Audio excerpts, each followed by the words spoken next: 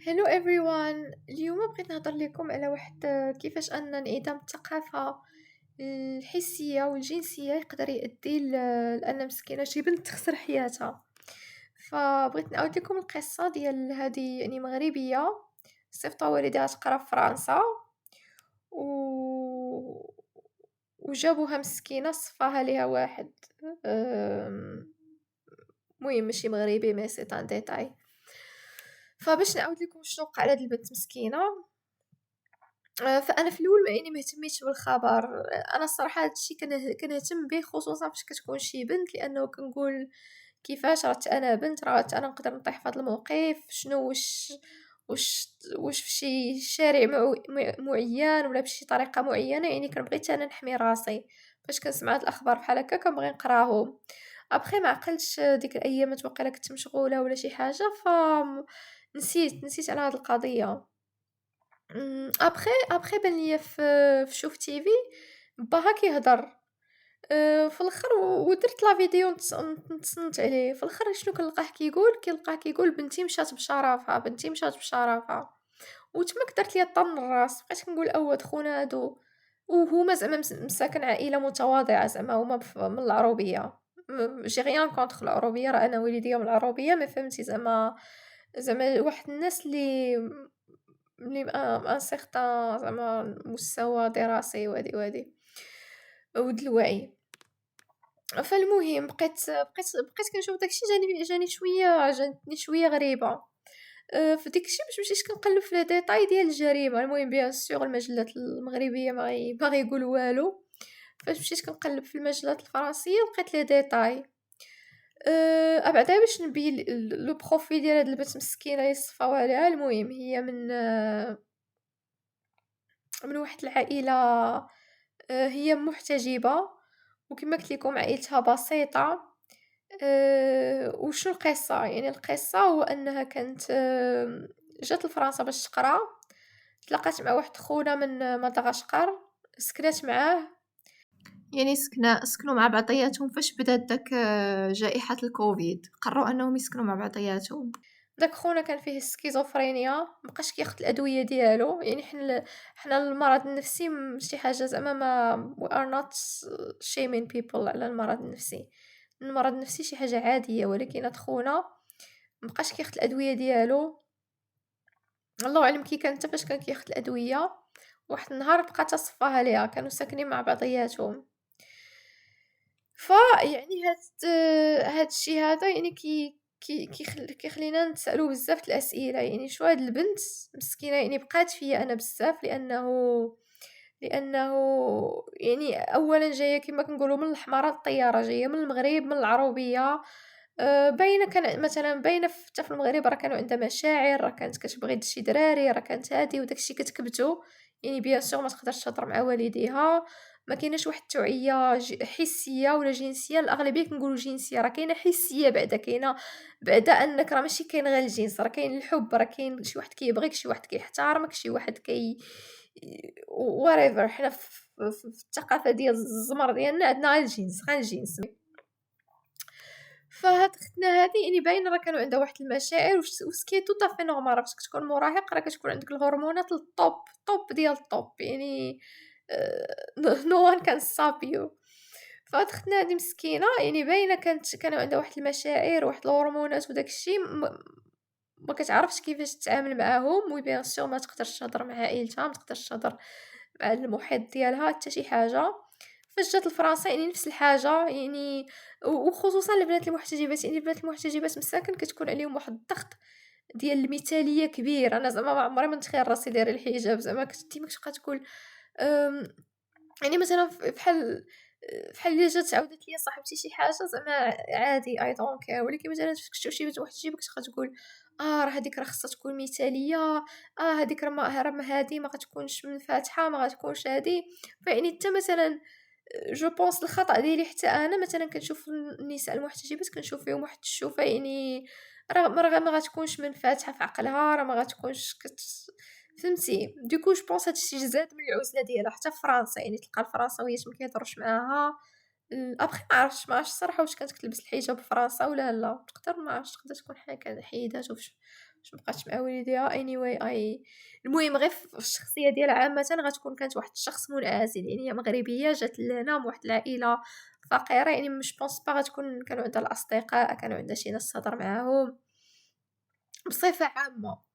فطبعًا أول دري غيهضر معاها غطيح فيه، يعني كيما قلت لكم الهرمونات كيكونوا واحد الماكسيموم، المشاعر واحد الماكسيموم في داك المراهقة. أنا كنتفكر راسي طايحة في كاع الدراري د القسم فاش كنت مراهقة، غير أول حاجة زعما اللي كانت كتمنعني كنت كنقول خصني نقلّع من الدار، خصني قرايتي هي الأولى.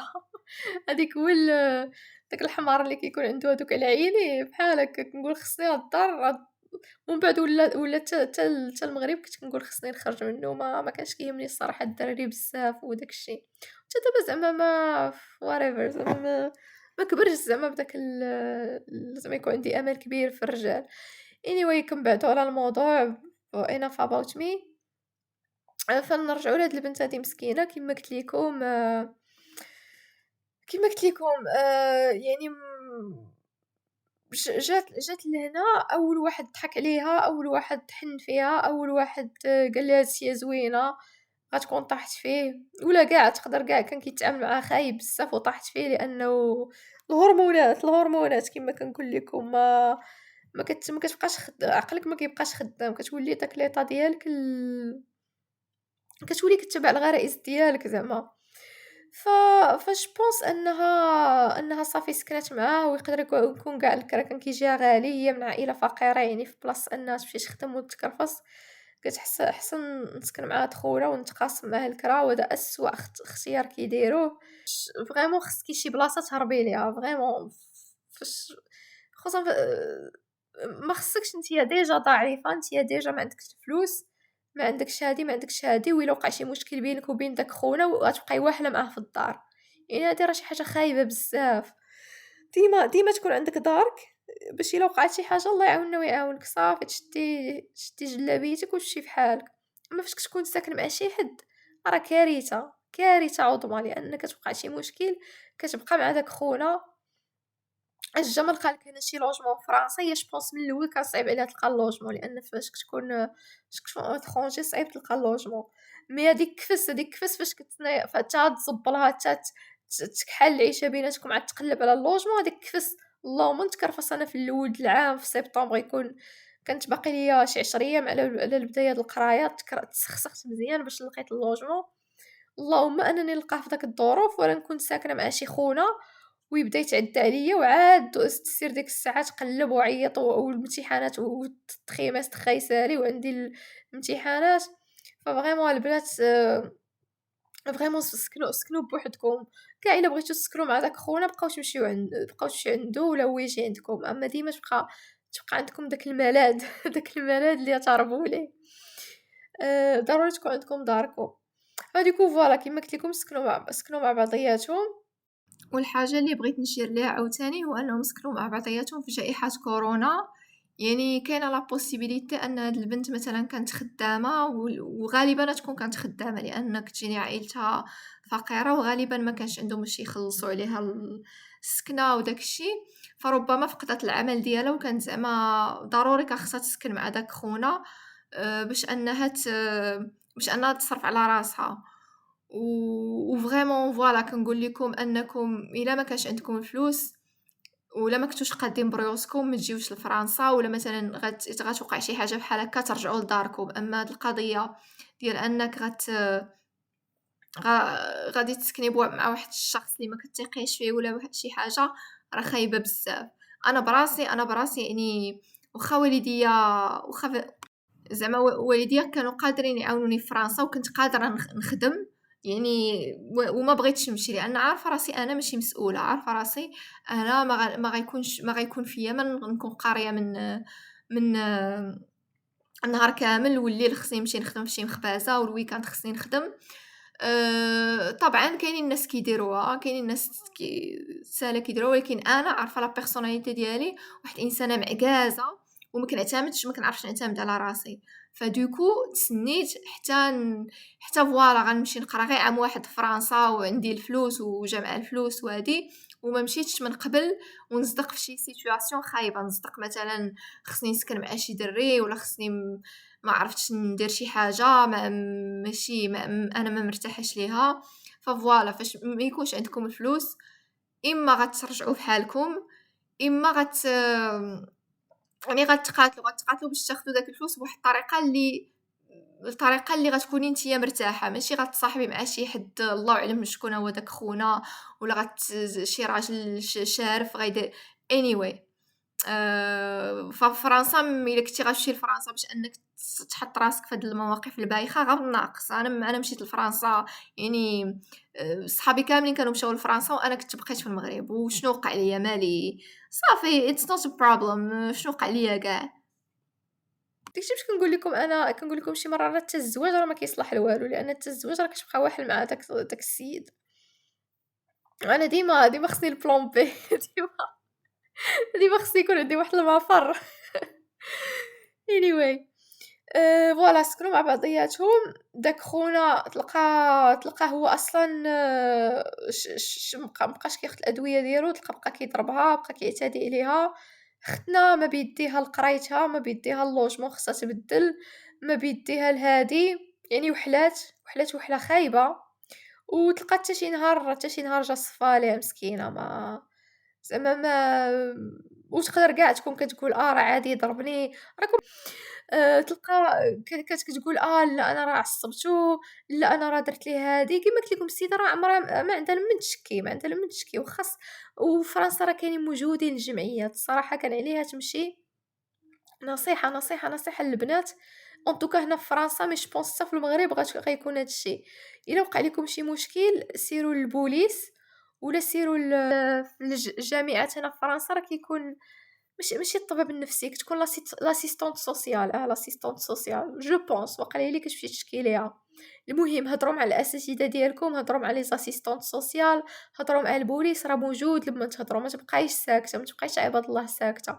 كاين النمره ديال العنف ضد النساء، راه كاينه حتى في المغرب. ديك النهار سمعت بها، وخا الصراحه المغرب ما دايرين فيها هاد القضيه. ما يصلح انك الا ما كنتيش مزوجه بخونا يديوك للحبس، يعني حتى شي وحده يسلخها، تلقى كيسلخها البارتنير ديالها، ولا غيكون قريب يصفى ليها، وما تقدرش تعيط للبوليس لان غتخاف يصيفطوها للحبس. ما فهمتش انا هاد القضيه في المغرب. وقولوا لي واش كاينه ولا لا. كنتمنى تكون كيديروها بالعاني باش ما يخلعونا. مي هنا اونطوكا في فرنسا الله يعطيكم السر، هضروا. لانك فاش كتكوني نتيا في داك لا سيتوياسيون، راه كتبقاي تقولي واش الخطا ديالي، كتبقاي غاسلايتي، كتبقاي تقولي هادي. خصوصا شي وحده جايه مسكينه من العروبيه، ما عارفاش ما حتى شي حاجه. فريمون البنات كيما قلت لكم هضروا مع شي واحد، ما تبقاوش غير بوحدكم. هضروا وحتى مع شي حد في القسم. هنا راه في فرنسا راه اوبن مايندد، هنايا ما كاينش اللي غيحكم عليك، ما كاينش اللي غيسوق لك. دوكو فوالا مسكينه هاد اختنا هادي جو بونس با كان عندها شي طريقه باش انها تنجو، لان كلشي ضدها. ما كانش ممكن تهضر مع عائلتها. جايه لفرنسا، ما صحاب ليها راها في المغرب، صحاب ليها راه غتمشي تهضر مع شي حد غيصيفطوها للحبس. صحابها حتى جوبونس خطر تكون كانت منعزلة، كانت يعني هي جاية من واحد لو ميليو، وكاينين الفرنساويين ما تفاهمتش معاهم الله أعلم. فدوكو حصل ما كان له مقدرا أن يحصل. فشنو فالمهم الله يرحم هاد البنت مسكينة. كنتمنى أن هادشي ما كانش يوقع ليها. مي زعما البنات الآخرين اللي دابا كيسمعوني، زعما شنو النصائح اللي نعطي ليهم. أولًا فاش سواء في المغرب ولا هنا، ركّزي على قرايتك هي الأولى عباد الله. شدي الدبلوم ديالك وشدي فلوسك، وديك الساعة ديري اللي بغيتي، ديك الساعات اللي ديري اللي بغيتي. دابا هاد اختنا كون كانت بالماندا ديالها، هاد خونا هذا يفرع عليها راسها، تمشي تبات في لوطيل. هنا راه لوطيل غالي في باغي. المهم ما عقلتش أين مدينة كانت. anyway أنا مثلًا نفترضوا أنا ساكنة مع الزوج ديالي ولا صاحبي ولا ما عرفت شنو. النهار غنشوفو غيهز عليا يدو، ولا غيقول لي راه غنضربك ولا شي حاجة. simple easy.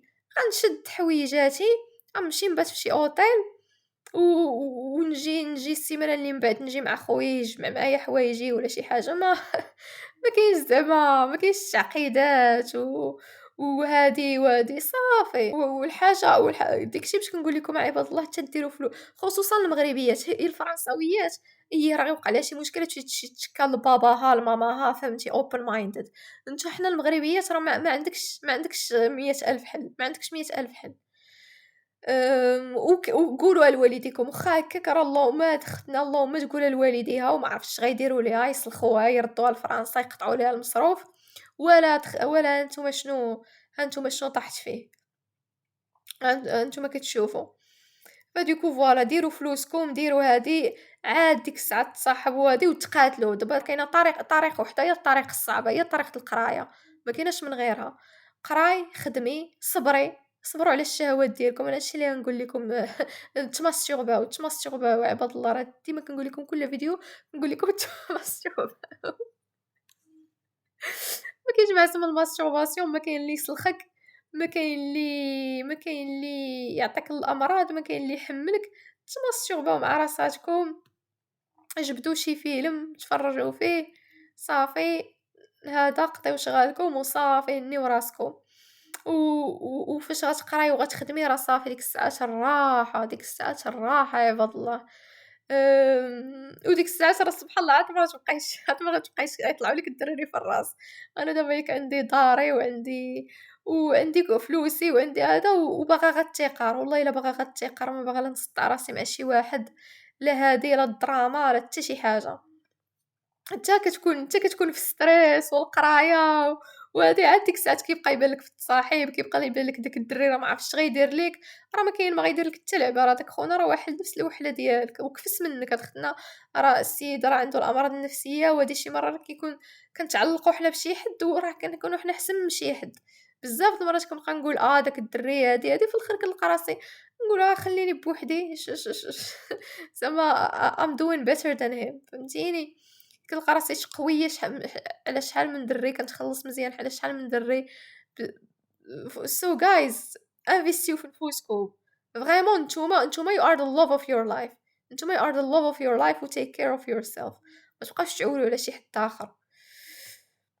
آمم دوكو فوالا هادشي اللي بغيت نقول، وآخر حاجة اللي بغيت نقولها مهمة بزاف هو أن العائلات هاد الكبت كيخرج على الناس، الناس في راسهم زعما إلا مثلًا أنا أم متحررة وهادي، راه ولادي غيبقاو ينعسوا مع الناس غا هادي، وإلا كنت زعما الإسلام والتشدد وما عرفت شنو، راه صافي راه ولادك ما غينعسوش مع حتى شي حد، والعكس. راه فريمون العكس، راه فريمون العكس، والله إلا أنا فاش كنقارن ما بين الفرنساويين والمغاربة، راه المغاربة هُما أكتر وحدين راه كيديروا داك الشي du n'importe quoi، حيت فاش كتجي من واحد الثقافة ديال الكبت وأنت والديك ما مربيينك حتى على شي حاجة حسية لا حتى شي حاجة جنسية، راه تبقى ديرها في الزبايل، وفاش كيكونوا والديك واعيين وقاريين مثلًا أنا صحاباتي اللي مواتهم قاريين كتلقاهم في علاقة مع شي حد، في علاقة مع شي حد كيبغيهم، يعني كيحميو فاش كينعسو مع شي حد كيعرفوا راسهم شنو يستعملوا، ها هادي، إلا شي واحد تعامل معاها خايب راه غتعرفها، يعني كتكون أمها مربياها على هاد الشي فهمتي. وطبعًا الأمهات اللي ما قاريينش كتكون عندهم لا الجنس حرام، الجنس حرام، الجنس حرام، يعني بنتك إلا كان عندها داك المشاعر وداك الشي وكانت في فرنسا وكانت طالقين ليها اللعبة راه شنو صافي راه غتّابع داك الشهوات ديالها. فكما قلت لكم راه الكبت راه ما كينفع في حتى شي حاجة إلا ما هضرتيش في شي موضوع مع مع ولادك راه يتعلموه بطريقة أو أخرى، من الآخر إلا شي حاجة كانت طابوهات راهم اللي غيتعلموهم في شي بلاصة أخرى، والممنوع مرغوب، الممنوع مرغوب، يعني مثلًا إلا كنتِ أنت منفتح مع ولادك، يعني أنا ديك النهار كنت كنهضر مع واحد صاحبتي قالت لي زعما من كترت ما والديها منفتحين يعني ما غتعكسش معاهم تمشي تنعس مع شي حد، ولا مثلًا غتثور ولا شي حاجة ما عندها علاش تثور، هي أصلًا والديها مخلينها دير أي حاجة، يعني صافي ربّي ولادك، عطيهم داك لا الدري يتعامل معاك مزيان، الراجل يتعامل معاك مزيان، هادي، وصافي خليهم يعيشوا حياتهم. وراه الزواج راه ça change rien. راه النساء مزوجات كيصفى عليهم راجلهم، النساء ما مزوجاتش كيصفى عليهم صاحبهم. هادي راه ماشي ما كاينش لا تتزوج عاد دير هادي ولا ما عرف شنو. أنا كنقول لكم تديروا فلوسكم، تديروا فلوسكم وتتوعوا حسيًا وجنسيًا تتنضجوا في عقلكم، عاد ديروا هاد الشي. أما داك أما الزواج ولا ماشي زواج راه ما عندها حتى معنى. راه اللي مزوجات راه عايشين، كاينين اللي مزوجات عايشين في العذاب وكاينين اللي ما مزوجاتش وعايشين في العذاب. ما عندها حتى شي معنى أنا نقول لبنتي لا تتزوجي شي واحد عاد ديري معاه هادي وهادي، فهمتوني؟ وبالعكس الزواج راه تقدر يكون وحلة. نتيا مثلًا شي واحد غتزوجي بيه ويكون كيسلخك، راه سيري تجاري على الوراق وسيري طلقيه وسيري هادي، ألوغ كو ختنا مصاحبة راه تجمع حويجاتها وتخرج بحالها. فوالا ابخي اللي بغا يتزوج يتزوج، اللي مبغاش يتزوج ما يتزوجش. أنا ديروا اللي في راسكم، تبقاو تقولوا لي أنا ضد الزواج ولا مع الزواج ولا ما عرف شنو. أنا كنقول لكم توعّوا شوية الوالدين، وعّيوا ولادكم حسيًا وجنسيًا. إلا كانت غتوقع شي حاجة راه توقع، يعني لا باز تكون صحيحة، لا باز تكون صحيحة. أبخي الناس راه كيديروا الاختيارات ديالهم. هنا في فرنسا كلشي يعني كلشي كينعس بلا زواج، وكتلقى هادوك الناس اللي والديهم منفتحين وهذا كتلقاهم يعني عاشوا واحد التجارب إيجابية، وعارفين راسهم اش كيديروا في علاقات يعني healthy، سواء بالزواج ولا بلا زواج. وهادوك اللي عائلتهم مزوجين وبالكبت كتلقى راه هي مزوجة مع شي دري كيتعدى عليها ولا شي دري ما مسوقش ليها ولا غير خصها تلح على شي دري. فدوكو فوالا ابخي جو سي هادشي ما عمره ما غيوقع بيان سور. ما عمرها ماشي مرا زعما مغربية غتقول لبنتها ديري اللي بغيتي وهادي وهادي، زعما ما قارياش ولا شي حاجة. مي زعما أنا كنقول لكم هاد الشي اللي كاين، هاد الشي اللي كاين. راه التحرُّر راه بالعكس هو اللي كيحمي ولادكم، وهداك الكبت وما ديرش وحرام وغتمشي لجهنم هو اللي كيخلي هو اللي يجيب المصائب. anyway قولوا لي شنو الرأي ديالكم في الحلقة، شنو واش متفقين معايا، ما متفقينش معايا، شنو المواضيع اللي نهضر عليها، شنو المواضيع اللي كتعجبكم. ديروا لي subscribe ونشوفوا بعضياتنا المرة الجاية، إلى اللقاء.